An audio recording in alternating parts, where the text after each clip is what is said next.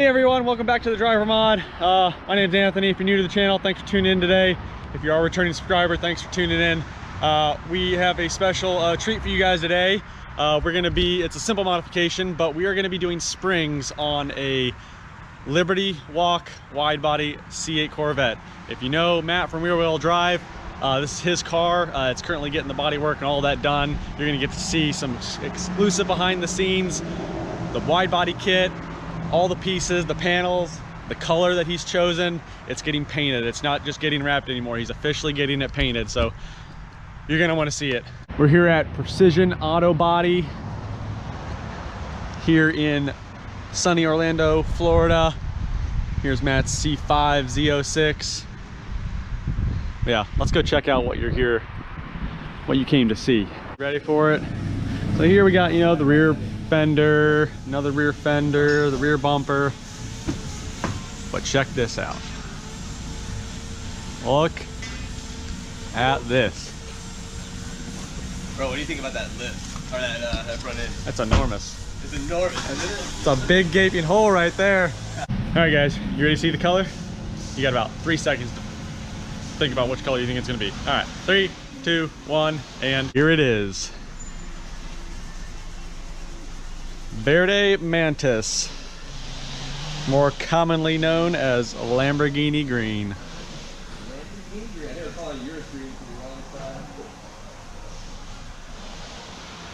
This is just the base initial coat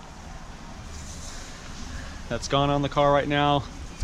Next steps are going to be get the body panels all primered, painted, and get a base coat on them, and then get everything installed on the car, and then do one final coat to make sure everything is the same exact shade.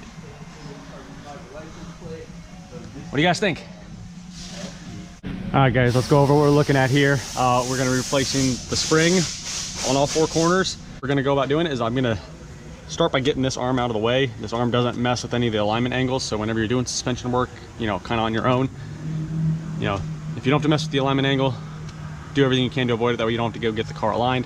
So my plan is we're going to unbolt this arm up here, unbolt it on the knuckle, and then release the top hat of the strut, and we should be able to swing that thing forward, I'm hoping, without having to undo, you know, the main bolt down there, and then more importantly the front axle lift system, and leak fluid all over the place. So that's gonna be the first thing we try, and if that doesn't work, then we will have to release that main bolt down there and the lift system. What's the worst that can happen, huh? What's that? What's the worst that can happen? Oh, you know, worst thing that happened. We lost that one. Don't you sell those on your YouTube channel? Oh yeah, we got some. You want a little plug? Yeah, we've seen these before, you know. Tell our viewers about it. Yeah, especially in a setting like this, you know, we're gonna have a lot of loose bolts and hardware. You know, you don't want the stuff rolling away. You know, boom, all right there. Grip mats. Grip mats. They can find them on your YouTube channel. Link on your videos. Yep. All right, here we go. There's another washer. Now she's loosey-goosey. Flip that up and over. Ooh, might not even have to. Tuck that out of the way. Worst comes to worst, shoots to the hood. We're at a body shop. Kevin can hook it up for us. All right, guys. So we did take off the 4 bolts holding that top hat on, and then we tried to just pull this out, the spring, the strut out. However, this does hit against the frame, so you can't do that. All right, guys, we got it figured out. Sorry, it's the first time dealing with this type of suspension. So you do release the top hat. It'll give you enough room to slide the spring out from underneath. Also, to give yourself enough wiggle room, you're gonna wanna release the steering linkage from the knuckle. Loosen the lower mounting bolt. You don't have to take it off. Pull out some of the electrical harnesses from their brackets. And then if you have the axle lift, this is the fluid line and connector for that.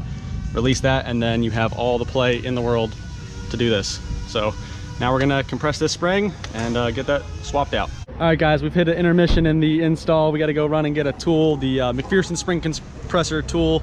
We tried to make it work on the double wishbone setup, not working. So we're gonna get to drive a C5 Z06 for the first time.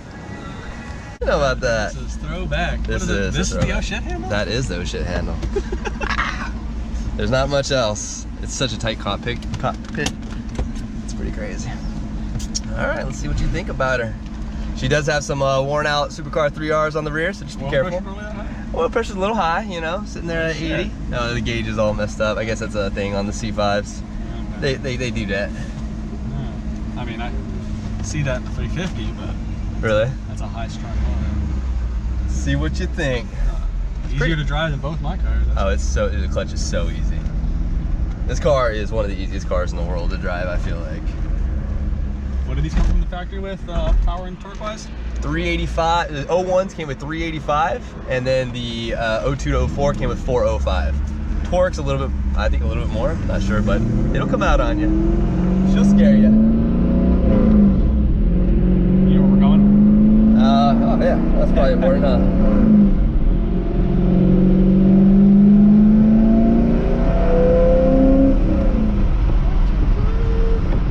I never had a manual car that I had to shift at 6,500 RPM. You never had a manual car? Oh, it's so low. Yeah, every other car, like the 9,000? 350Z was like 7,500. The 5.0 was 7,500. The S2000, 350 were 8,000. Yeah, it's I pretty probably low. balanced this thing off the rev limiter last night. The gearing is so long in it though, that you see it coming a mile away. I can't wait to get the new shifter on there, man.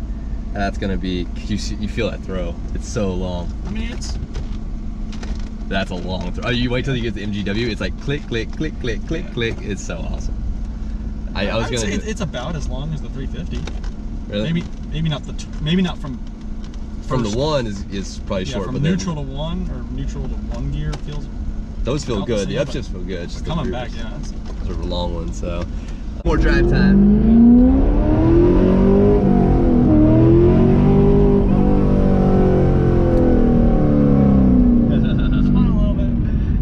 Traction control on, so take that off and that's all you'll get. I think it's best to leave it on. Yeah. I'm not trying to smell that. end this day. That's the traction control trying to save your life right there.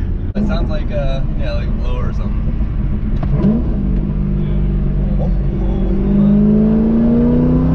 She has some torque though, don't she? Yeah. The beauty about this car, bro, is you don't have to be in the high RPMs. Yeah. You can just sit there and lower RPMs, like literally 6th gear.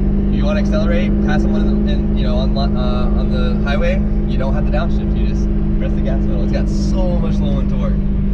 It's got twice what the S2000 is. Yeah.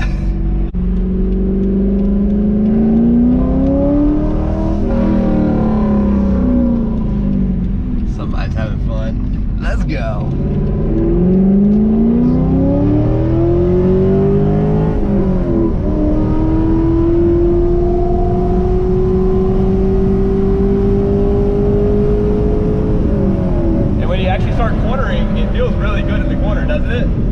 Pretty stable for what it is, dude. It's what do you think? Oh yeah. Good? Let's go for more. I'll get one. You want one? I'll get a Corvette someday. Yeah, baby. Like I said, everything's going towards that Z06. No, the C6 Z06 has been on the list. Dude, the C6 is bad. Z06, so nice. And we are back at Precision Auto Body. All right, so we've got the spring semi under tension with the spring compressor now. Before you fully compress the spring and take the load off the top hat, you want to break this nut loose, otherwise it just has the potential to spin. So we've broken the nut loose slightly. Do not release that nut without the spring under tension from the compressor, or you're going to shoot this top hat and go chasing that nut somewhere. But yep, so now we're going to compress the spring and get this top hat off. Here's the update. First off, when looking at the Paragon springs, these are the new Paragon springs. This is your front spring, this is your rear spring, the one with the extra coils in it. So that was update number 1. And then this is our setup for getting the top hat on. Basically, we clamp down with the compression spring compressor tool. Before you take all the pressure off of it, you're gonna wanna break this nut loose, and then as you tighten down on this, you want to keep backing this nut off.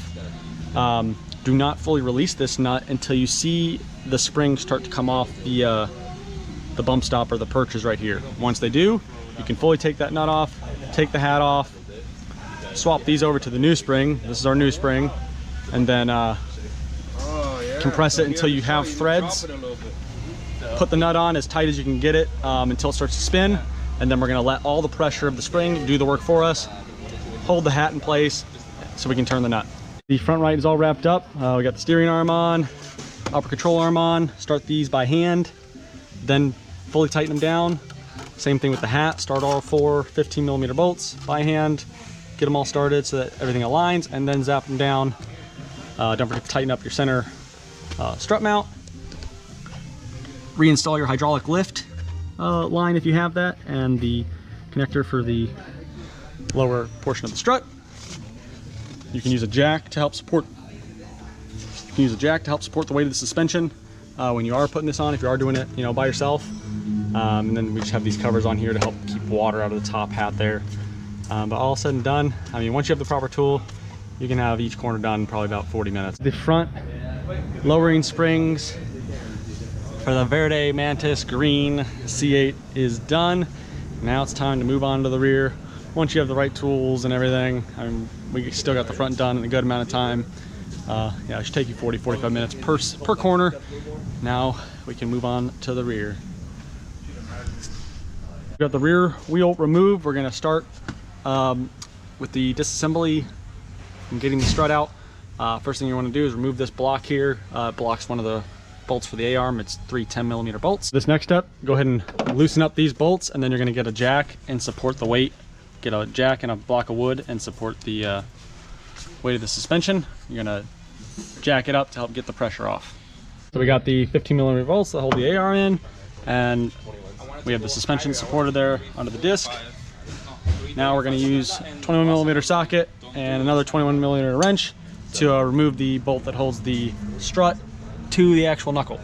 Okay, so we got the bolt that holds the strut there and the sway bar removed. You're going to let the suspension out to let it relax. Press. You can use a pry bar to press the strut out of the spindle there, and then the last thing you do to remove the strut is release the 13mm bolts up top. We got the old strut. We got our new spring. Old spring's over there, so now we're going to compress this so we can get it fitted and mounted. Making good progress. Our new spring installed there on the strut. You're going to want to make sure you pay attention to the alignment of the aligning tab or pin at the top of the strut hat so that it's aligned with the outside of the shock. All right, so this is the part you're going to fight with the most, is getting the strut in and then getting the knuckle aligned to it. It's going to take some trial and error. You're going to need to use that jack to support the bottom and the suspension, and you're going to have to, you know, do some finagling up here. But we found it easiest to get the strut up in the shock tower, and then he's just installing a couple of the 13mm nuts just to support the weight. You're not going to tighten them down. You're going to want to manually move and adjust the strut and knuckles to get the bolt hole. All right, so after you get those three, you can kind of use the bolt to, you know, align it, start it, and then you grab a hammer.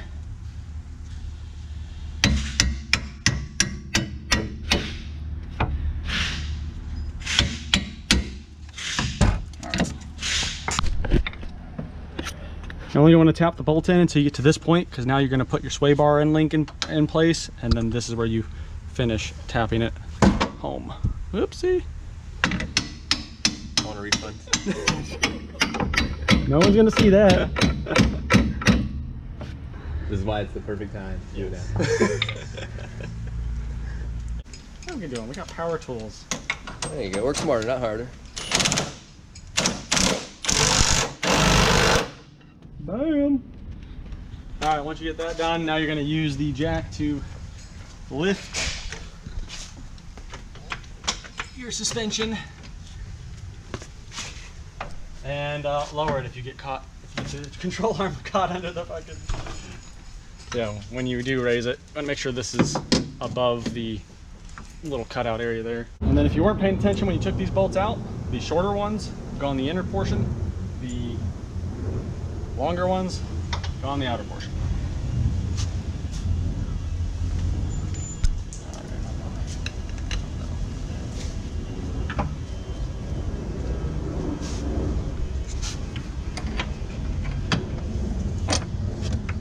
Just kind of drop the washer in there and fish it around with the bolt.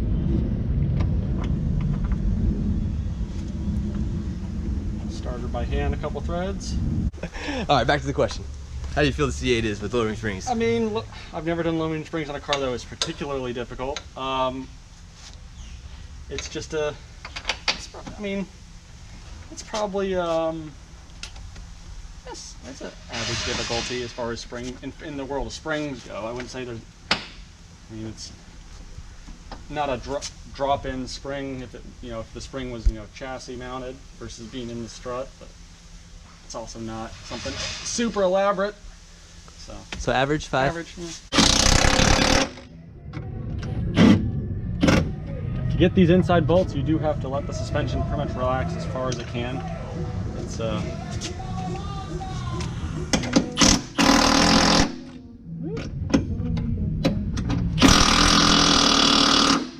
we are all done. We got the 4 15mm bolts tightened up here. Go ahead and relax the suspension intermittently to get these inside ones, and then re-tighten this or re-raise the suspension to get these outer ones. You want the weight to be as neutral as possible. Again, starting by hand, and then zap them down or use a ratchet, whatever you got. We got our 21mm bolt and sway bar there at the bottom of the knuckle, or at the top of the knuckle, bottom of the strut, all tightened up. And then the last, raise the suspension up, get the strut and the shock tower all lined up, tighten down these 13mm bolts, put your dust cover on, put your wheel back on, you're good to go. Whenever you do springs, it is recommended that you go get an alignment done, because it does change the alignment angles of the vehicle. But other than that, that completes this install.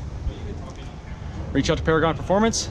I'll provide Matt's link in the description below for you to get a discount off your springs. This concludes our install video on how to put your lowering springs on your Liberty Walk Body C8. I know there aren't going to be too many Liberty Walk Body, you know, C8s out there, but Paragon Performance spring, this video will carry over to non-Liberty Walk C8s. So hope you enjoyed it. Thanks for watching. We'll see you at the next video here at the Driver Mod.